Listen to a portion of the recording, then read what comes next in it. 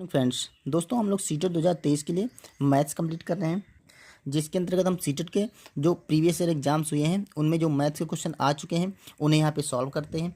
तो यहाँ पर हमारा एक चौथा वीडियो होगा जिसके अंतर्गत हम क्वेश्चन नंबर 13 से शुरू करेंगे। इससे पहले हमने 12 क्वेश्चन कंप्लीट कर लिए हैं। तो चलिए इस वीडियो में देखते हैं कौन कौन से क्वेश्चन हैं। ये क्वेश्चन दोस्तों सीटेट 2012 के एग्जाम का है।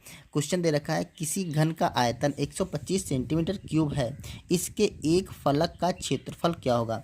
कोई घन है, उसका आयतन दे रखा है 125 सेंटीमीटर, तो उसके एक फलक का क्षेत्रफल ज्ञात करना हमें है। तो देखिए दोस्तों, जो घन होता है उसमें 6 फलक होती हैं।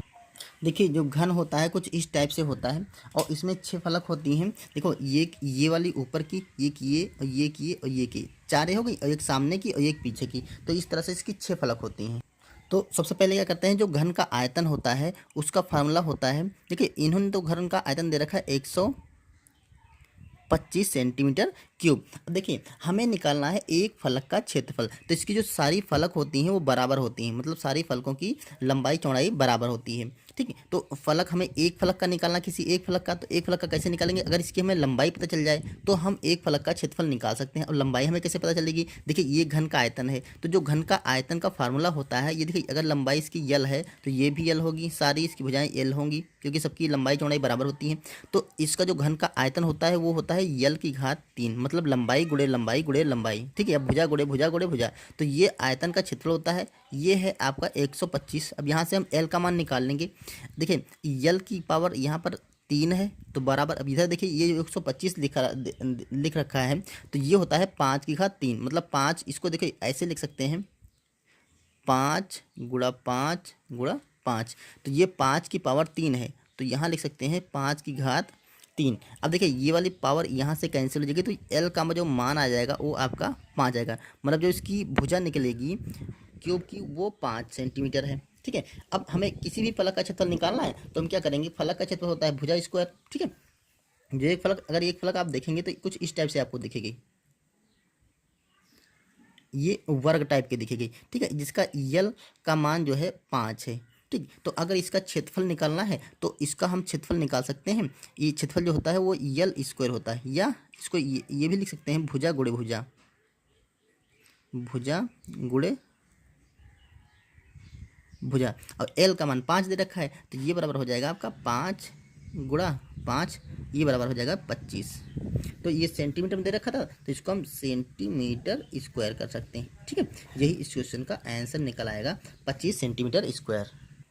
देखिए जो अगला क्वेश्चन है 14 नंबर का, वो क्वेश्चन दे रखा है 3 की पावर 500 माइनस 3 की पावर सॉरी यहाँ पे 502 है, यहाँ पर 500 है प्लस 16, नीचे दे रखा है 3 की पावर 500 प्लस 2 का मान ज्ञात कीजिए। अब दोस्तों इसको हम ट्रिक से सॉल्व कर देंगे। अगर ऐसे डायरेक्ट सॉल्व करने का चांस देखते हैं तो 300 की घात अगर 502 होगी तो 300 को 502 बार मल्टीप्लाई करना पड़ेगा, तो ये तो बहुत बड़ी वैल्यू आएगी और इतना पॉसिबल भी नहीं होता है। ये क्वेश्चन सीटेट के 2014 वाले एग्जाम में आया था। तो देखिए कैसे सॉल्व करेंगे इसे। पहले तो जो 502 पावर है इसको 3 की घात हम लिखेंगे 500 और 3 की घात लिखेंगे 2, क्योंकि जो गुणा होता है और बेस समान होता है, पावर हो जाती है ऐड।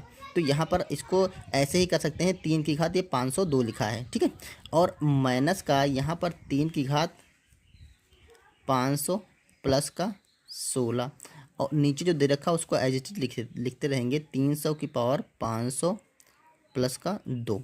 अब देखिए अगली लाइन में हमें क्या करना है, यहाँ पर कॉमन ले लेना है इन दोनों फंक्शंस में, ये इसमें और इसमें, ये दोनों देखिए इसके बीच में गुणा लगा है, ये फंक्शन, तो 3 की पावर 500 यहाँ पे कॉमन हो जाएगी। तो 3 की पावर हम यहाँ पे 500 कॉमन ले लेंगे, तो अंदर क्या बचेगा, यहाँ पर 3 की पावर 2, 3 की पावर 2 का मतलब ये 9 हो जाएगा, तो यहाँ पर 9 बचेगा, माइनस यहाँ पर आपका 1 बचेगा। ठीक है, यहाँ से ये निकल गया, 1 बचेगा, प्लस का आपका 16 है, उसको एज इट इज हम लिखते रहेंगे, नीचे 300 की पावर 500 प्लस का 2। क्लियर। अब देखिए अगली लाइन हमें क्या करना है, यहाँ पर 3 की पावर 500 ले लिया, तो यहाँ बचेगा आपका 8, इसको ऐसे लिख सकते हैं 3 की पावर 500 और इंटू या गुणा लगा के यहाँ पर हम 8 लिख सकते हैं, 9 से 1 जाएगा तो 8 बचेगा, प्लस का 16, नीचे आपका 3 की पावर 500 और प्लस का 2। अब देखिए अगली लाइन में क्या करना है, अब यहाँ पर देखिए हम इस पूरी संख्या से और इससे कॉमन लेंगे 8, क्योंकि यहाँ पर 2 8 है, यहाँ पर भी 8 है, ठीक है, यहाँ 8 दूनी 16, यहाँ भी 8, तो हम 8 कॉमन ले लेंगे। जैसे ही 8 कॉमन लेंगे तो यहाँ पर 3 की पावर आपका बचेगा 500 प्लस 8 तो निकल गया, यहाँ पर 8 से भाग करेंगे तो 8 दूनी 16, यहाँ पर 2 बचेगा, ठीक है। और नीचे देखिए वही चीज़ नीचे लिखी है 3 की पावर 500 प्लस का 2, ठीक है। अब देखिए ये वाला पूरा सेम नीचे मिल रहा है, तो इसको हम कट कर देंगे, पूरा कट गया, तो आपका बचा क्या 8, यही हमारा आंसर हो जाएगा। जो ये सोल्यूशन दे रखा था इसका मान 8 निकलेगा, ठीक है। आप इस तरह से इसको सॉल्व कर सकते हैं। चलिए नेक्स्ट क्वेश्चन देखते हैं। यहाँ पर क्वेश्चन 15 में बोल रहा है कि -5/7 में से क्या घटाएं कि -1 प्राप्त हो जाए। अब इसमें से क्या घटाएं कि 1 प्राप्त हो जाए। ऐसे तो हम अलग अलग संख्याएं रख के घटाएंगे तो हमारा मान निकलेगा ही नहीं।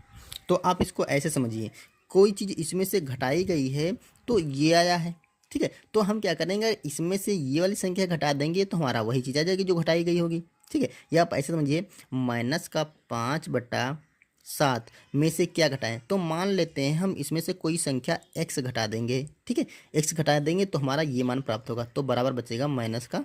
ये बात आपकी अगर क्लियर है तो इसको भी सॉल्व कर लेंगे। अब देखो हम क्या करेंगे, हमें यहाँ से x का मान ज्ञात करना है, वही क्या की जगह हमने क्या कर दिया, x रख दिया, तो हमें x का मान ज्ञात करना है। तो x को हम बराबर के एक साइड ले जाएंगे, बाकी सबको बराबर के दूसरे साइड रखेंगे।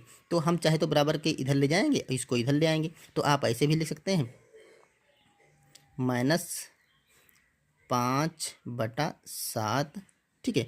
और देखिए इसको हम इधर लेके आएंगे तो ये हो जाएगा आपका +1 बराबर, ये माइनस का है, इधर जाएगा तो +x हो जाएगा।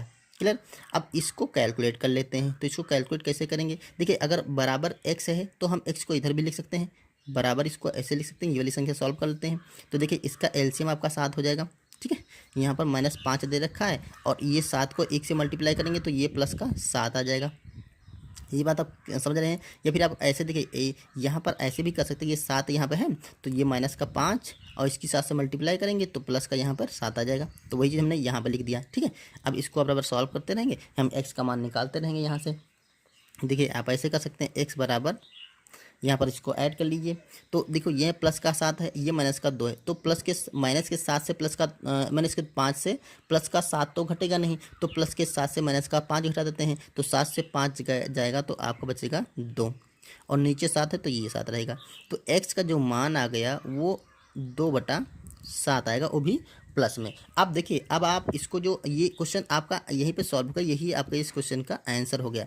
अब देखिए आप अगर चेक करना चाहें तो -5/7 में से क्या घटाएं, तो ये संख्या हमारा आंसर आया है। देखिए -5/7 से अगर हम घटा दें 2/7 तो हमारा 1 प्राप्त होना चाहिए। तो देखो यहाँ पर एलसीएम इनका 7 ही है तो 7 रखेंगे, -5 और -2।